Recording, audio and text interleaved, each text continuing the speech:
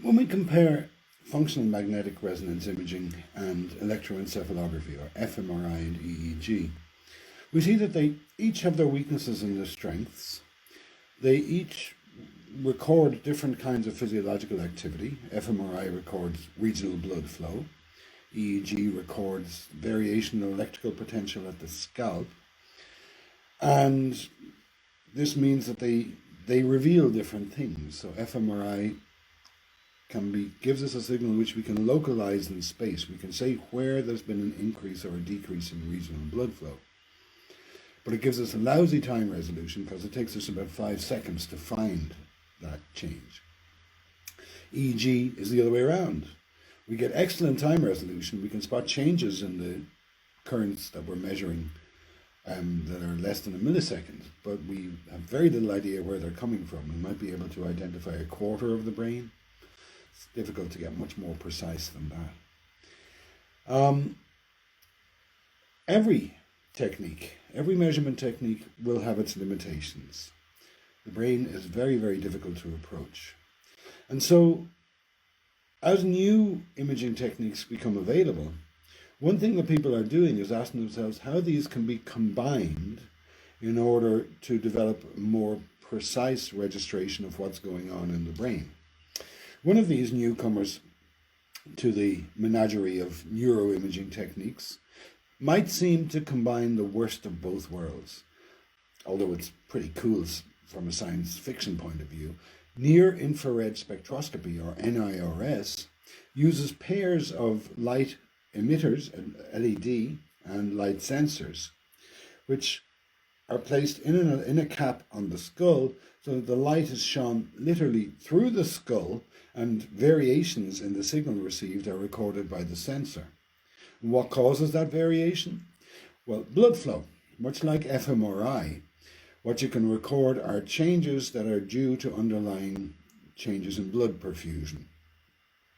So we have many of the problems of fMRI, which is it's not clear how blood flow relates to whatever the neurons are doing. As many of the disadvantages of EEG, because we can only access those parts of the brain that by chance happen to lie near to the surface. So on its own, it wouldn't be great, but it gives us the opportunity of combining this with other measures to increase the number of directions from which we can shine light on the matter, for example. So because this is done with a skull cap, we can actually combine EEG and NIRS together. And that opens up the door as well to something which is increasingly drawing the attention of neuroscience researchers, something with the fabulous name of hyperscanning. Now, in fMRI, we have the problem that subjects are isolated, can't move, they're in a cylinder, and it's very noisy. It's not a great environment.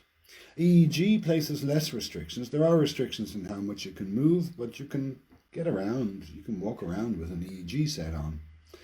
And so what is possible to do now is to combine some of these technologies and find ways of doing multiple recordings and from multiple brains at the same time.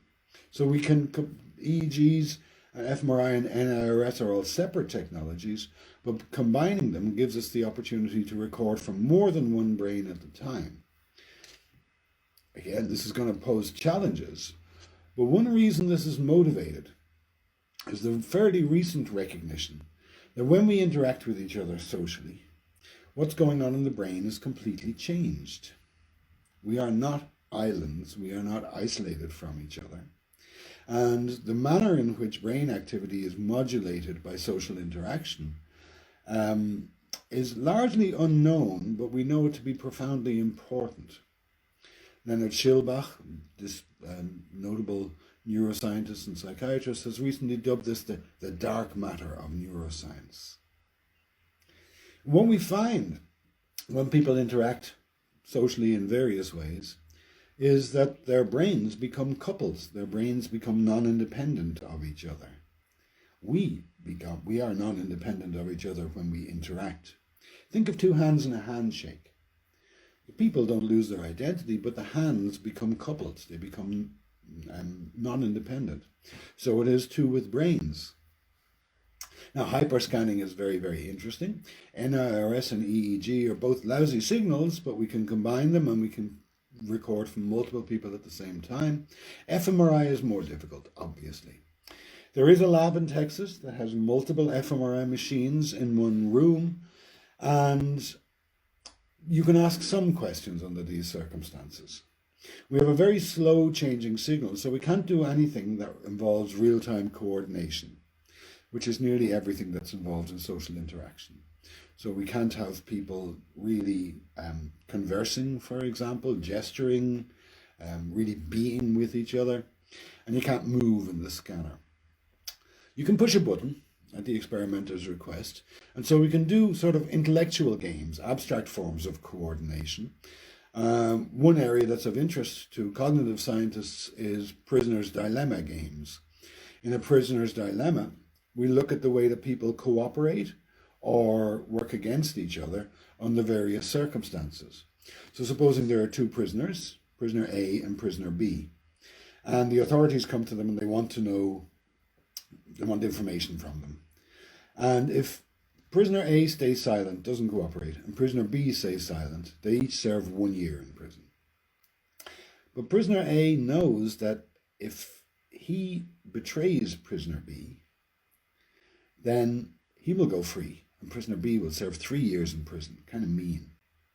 Unfortunately, prisoner B knows the same thing, that if prisoner B chooses to defect, then she will go free, and prisoner A will serve 3 years. So maybe they'll both defect, that is, they'll both spill the beans on each other. In that case, they each serve 2 years. So what choices should you make? Bear in mind that A and B are separate from each other. They're including each other in their calculations. They're choosing to cooperate or to defect. And the decisions that they make under these circumstances have been studied intensely. You can vary the rules of the game. And this can be done in an MRI machine. So the answer to the question of you choose to cooperate or to defect just requires a button push. So we can have people doing these kinds of games in multiple scanners simultaneously, but it's a very limited form of social interaction. When we combine EEG and NIRS, we get better temporal resolution, and subjects are free to move, so they can do an awful lot more. They can cooperate on collaborative tasks, they can look at each other, gesture to each other, but we have this problem that the signals are terribly weak and noisy, and the spatial resolution is lousy. So you can think of other combinations, EEG and fMRI, NIRS and EEG and fMRI, and we have other neuroimaging techniques as well. So a lot of work currently is looking at combining these with the understanding that one area we need to look at carefully is how brains work when we are not isolated, when we are actually interacting with other people. This is a really exciting new area in neuroscience.